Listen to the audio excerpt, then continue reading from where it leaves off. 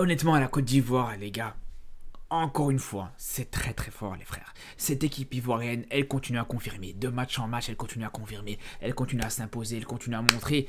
Mais voilà, que ce titre de champion d'Afrique, ils n'ont pas été cherchés par hasard. Que ce titre de champion d'Afrique, ils ont été le chercher au mérite. Qu'ils ont été le chercher parce qu'ils le méritaient, parce qu'ils devaient aller le chercher. Parce qu'aujourd'hui, c'est la meilleure équipe du continent, les frères. Les Ivoiriens, aujourd'hui, sont les meilleurs sur ce continent, les frères. C'était aussi simple que ça. Ils sont sur 11 matchs sans défaite. Ils sont sur 9 victoires sur leurs 11 derniers matchs, les gars. C'est quasiment à chaque fois des scores assez larges, des scores très larges. Et quand je vous dis 9 victoires sur les 11 derniers matchs, quand je vous dis 11 matchs sans défaite, t'as des matchs pendant la CAN, t'as des matchs contre l'Uruguay après la CAN, t'as des matchs contre des équipes, on va dire, un peu plus abordables, mais sur des scores assez larges. Et pour le coup, sur ce match-là, les frères, on va être honnête, ce match contre le Sierra Leone, c'est un bon match. Mais il y a beaucoup de choses à redire. C'est pas le match parfait. Pour moi, c'est loin d'être le match parfait parce qu'on a vu beaucoup d'erreurs côté ivoirien, surtout sur l'aspect défensif, les frères. C'est pour ça que moi, ce qui m'impressionne le plus, c'est pas la victoire en elle-même, mais c'est la continuité dans laquelle cette équipe ivoirienne est en train de s'inscrire, les frères. Vraiment. De match en match et de mois en mois, comme je vous dis, cette équipe ivoirienne, elle est en train de montrer de plus en plus que ça va être difficile d'aller la chercher, les gars. Ils sont en train de prendre une vitesse de croisière. Ces Ivoiriens, ils sont en train de te prendre une vitesse de croisière qui va être très difficile de rattraper, les gars. Parce que quand on voit les autres nations africaines qui sont en train de se préparer, quand on voit les autres nations africaines qui sont en train de monter en puissance petit à petit, et on le voit avec l'Algérie qui monte petit à petit en puissance, on le voit avec le Cameroun qui reviennent très bien petit à petit, on le voit avec plusieurs équipes comme ça. Mais les Ivoiriens, les gars, ils étaient déjà sur le toit de l'Afrique après la dernière CAN. Ils étaient déjà sur le toit de l'Afrique. Et là, ils sont en train de continuer à confirmer et à performer, les frères. C'est ça qui me rend... C'est ça qui rend, comme je vous dis, ce genre de match exceptionnel. Et là, pour le coup, comme je vous disais, c'est pas un match parfait non plus. On a beaucoup de choses à dire sur l'aspect défensif. Mais avant de parler de ça, moi, il y a une chose à dire. Une chose à dire. Et je pense une des satisfactions de ce match, les gars, c'est le match de Nicolas Pepe. Alors, j'attendais de le voir. Et j'attendais vraiment de voir son niveau sur ce match-là, les gars, pour son retour en sélection. Et honnêtement, les frères. On est sur un Nicolas Pepe. Je pense qu'on n'a jamais vu ce niveau-là de Pepe en sélection, pour être honnête avec vous, les gars. Alors, c'était déjà intéressant ce qu'on voyait de lui du côté de Villarreal. Il a fait des matchs plus qu'intéressants. On l'a vu d'ailleurs contre le Barça. Ça s'est joué à très peu pour qu'il puisse marquer son petit but, voire même 2 buts, les gars. Malheureusement, ça a été sifflé hors jeu avec justement cette ligne défensive du Barça qui gère très bien le piège du hors jeu, mais bon, on va pas revenir là-dessus. Mais c'est pour montrer à quel point, voilà, il y est pas mal du tout. Et ça, je vous dis ça sur le match contre le Barça, mais sur l'ensemble de ces débuts de saison. À chaque fois que je regarde des matchs de Villarreal, à chaque fois, je vois un Pepe qui est plus qu'intéressant, les frères. Donc, honnêtement, quand on voit justement les qualités qu'il y avait dans cette équipe ivoirienne, quand on voit les qualités offensives qu'on avait dans cette équipe ivoirienne, les Diakité, Adingra, les joueurs comme ça, et que en plus de ça, t'as un Pepe qui fait son retour et qui est très bon, c'est là où ça fait plaisir à voir. Vraiment, c'est là où ça fait vraiment très plaisir à voir. Aujourd'hui, Pepe, c'est un but, un penalty provoqué. Sur l'ensemble de son match, il a été vraiment très bon. Bon, il n'a pas mis de passe D, mais il aurait très bien pu. Il aurait très bien pu mettre une passe D avec, par exemple, la très belle passe qu'il donne à Guessant, par exemple.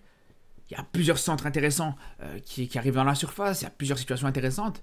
Et justement, c'est ce qui fait que le niveau de Pepe, il commence à devenir vraiment pas mal, les gars. C'est ce qui fait que pour moi, il a vraiment pris en maturité. Il a simplifié énormément son jeu, les frères.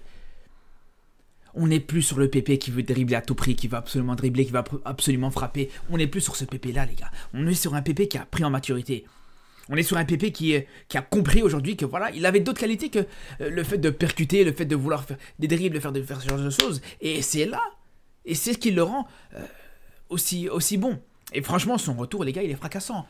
Et ça, les gars, c'est ce qui va faire que cette équipe ivoirienne, elle va être inarrêtable. Parce que en vrai de vrai, quand on regarde et quand on y réfléchit, la plupart du temps, on voit à chaque fois une équipe plus ou moins différente. Côté ivoirien. À chaque fois, on voit un petit turnover qui se fait, à chaque fois, on voit des joueurs différents, à chaque fois, on voit des... Mais il faut dire la vérité, les frères. Chaque fois, tu vois des nouveaux joueurs qui font leur arrivée, et chaque fois, tu vois une nouvelle pépite, entre guillemets. Pépite, je sais pas si on peut parler de pépite pour ce qui est de Nicolas Pepe qui, voilà, qui était déjà confirmé, qu'on connaissait déjà pour le coup. Mais je veux dire, à chaque fois, on voit ce joueur qui peut s'imposer et rentrer dans ce 11 ivoirien, les frères. Sur quasiment chaque match. C'était le cas sur le rassemblement précédent, avec un Opéry qui a été stratosphérique, contre la Zambie, on a vraiment vu un très grand niveau de la part du latéral gauche. Je vous disais, pour moi, franchement, Opéry est en train de montrer que c'est peut-être en train de devenir l'un des meilleurs latérales gauche d'Afrique. Et ça, on le voit avec plusieurs joueurs.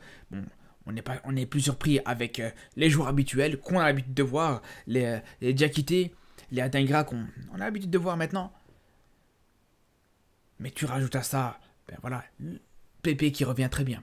Tu rajoutes à ça, ben d'ailleurs, sur le mois précédent, on s'en rappelle les gars, Fofana, c'est que Fofana n'était pas présent, n'était pas convoqué.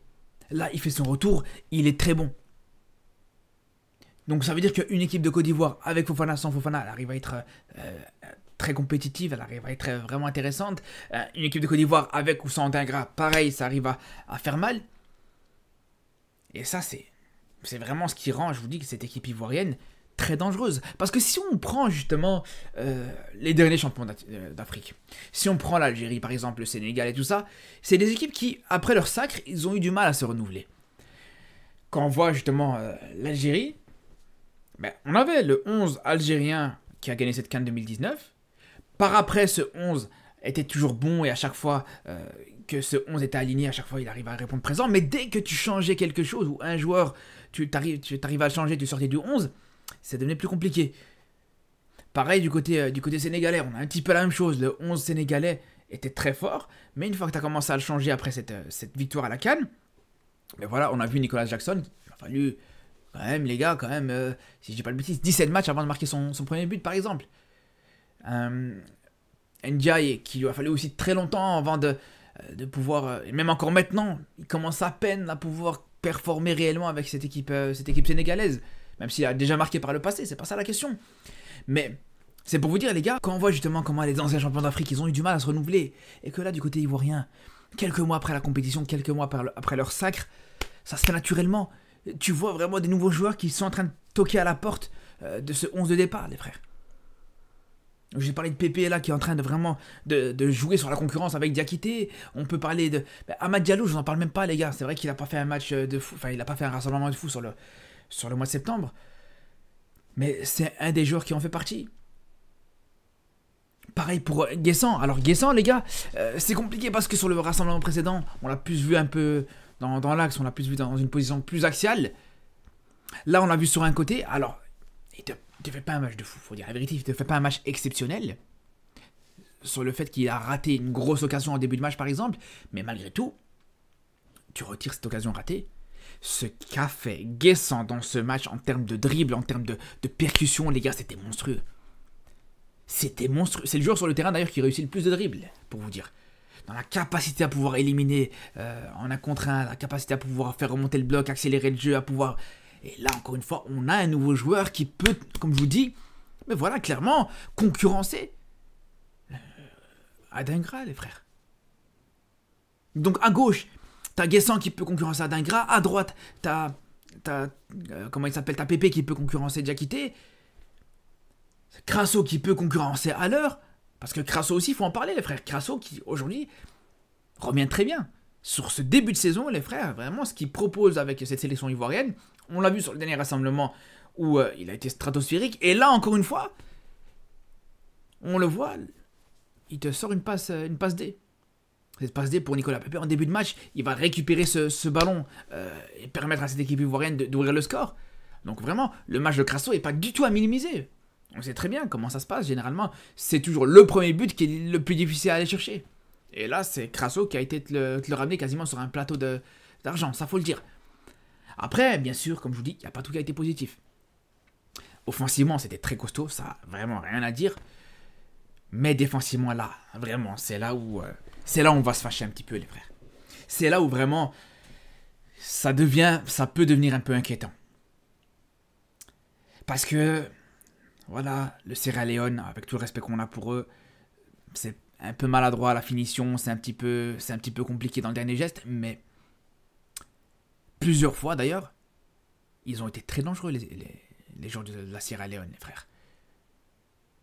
Ils t'ont réussi énormément de dribbles. Justement, ces défenseurs ivoiriens, plusieurs fois, se sont fait surprendre sur des dribbles des joueurs de la Sierra Leone, les gars. Et ça, je suis désolé, hein, mais avec tout le respect qu'on a pour la Sierra Leone, c'est pas normal. Se faire autant de fois éliminer, c'est pas normal, les gars. Mais ça, c'est une chose. Tu peux te faire éliminer. Tu peux, par moment, voilà, sur un match comme ça, voilà, rater des interventions, rater des tacles et te faire dribbler, ça peut arriver. Mais moi, ce qui me dérange le plus avec cette défense ivoirienne, et ça, c'est un problème qui est là depuis très longtemps, depuis même pendant la CAN, les gars, on avait ce problème-là avec la sélection ivoirienne, c'est ces erreurs de relance. Pourtant, on a une équipe ivoirienne qui joue très bien au football. Pour moi, c'est l'une des équipes actuellement qui est la plus belle à voir en Afrique. Je vous dis la vérité, les frères. Dans le jeu, cette équipe ivoirienne, c'est l'une des équipes la plus belle à voir en Afrique. Mais, justement, plusieurs fois, on voit des erreurs de relance monumentales, les gars. Monumentales, je suis désolé, les gars. Mais quand on voit plusieurs fois sur cette rencontre, au final, que chaque défenseur a eu sa petite erreur de relance. Que ce soit Singo, que ce soit Opéry, les deux centraux, ils ont eu leur erreur de relance. Même Yaya Fofana, le gardien, a eu son erreur de relance. Un joueur comme Agbadou, le central droit, il te perd un ballon dans sa surface de réparation, il perd un ballon. Mais ça, contre une équipe comme le Nigeria, contre une équipe comme le Sénégal, le Cameroun, ça se paye cash. Là, heureusement, t'es tombé contre une équipe de Sierra Leone, encore une fois, qui n'est pas forcément chirurgicale, qui n'est pas tranchante, mais je vous dis, si l'adversité elle est un peu plus haute, ça se paye cash. D'ailleurs, t'as eu un but où, voilà, tu t'es fait avoir. T'as eu un but où, clairement, tu t'es fait trouer. Ta défense, elle s'est fait trouer, les gars. On va pas se mentir. Ndika, pour le coup, franchement, très décevant aujourd'hui. Moi, les deux qui m'ont le plus déçu, c'est Ndika et Seri. Jean-Michel Seri, qui est vraiment au milieu de terrain, il a pris l'eau sur plusieurs situations.